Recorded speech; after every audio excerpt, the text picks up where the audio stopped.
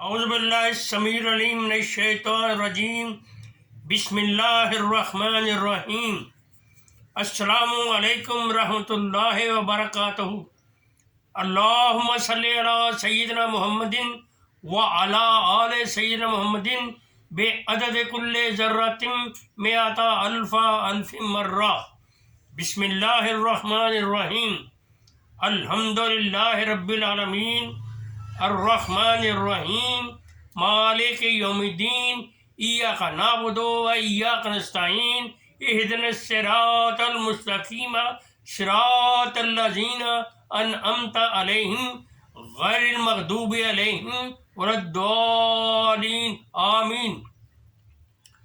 الحمد شریف کو سورہ فاتحہ اس لیے کہتے ہیں کہ تلاوت قرآن اور نماز کا آغاز اسی سے ہوتا ہے۔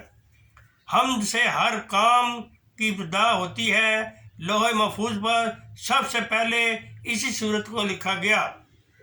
کتاب اللہ کے ابواب خزائن اور اسرار کے کھلنے کا وسیلہ یہی صورت ہے۔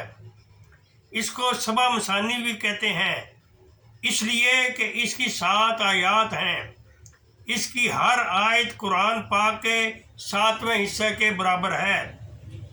اس سورہ کا نام سورہ الصلاۃ، سورہ الشافیہ، سورہ شفاء، اساس القرآن، القافیہ، الوافیہ، سورہ الحمد، سورہ الشکر اور سورہ دعا بھی رکھا گیا ہے، کیونکہ سب چیزیں اس صورت میں پائی جاتی ہیں۔ ہر صورت قرآن ہے۔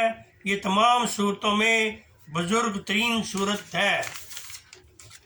الحمد شریف یعنی سورہ فاتحہ کے فوائد بہت ہیں۔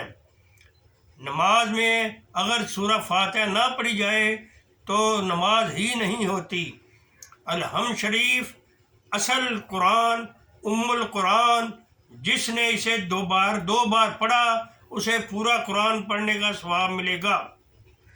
بعد از نماز جمعہ 7 بار سورہ فاتحہ، 7 بار سورہ اخلاص اور 7 بار معوذتین جو شخص پڑھے گا، اللہ تعالیٰ اسے آئندہ جمعہ تک حفظ و امان اور شیطان کے شر سے پناہ میں رکھے گا۔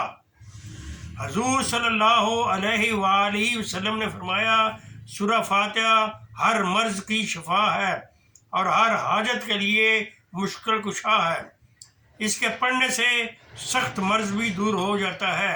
پڑھنے کی ترتیب یہ ہے کہ نماز فجر کی سنتوں اور فرائض کے درمیان ماہ بسم اللہ شریف 41 بار سورہ فاتحہ پڑھ کر پانی پر دم کر کے مریض کو 40 روز تک پلائیں۔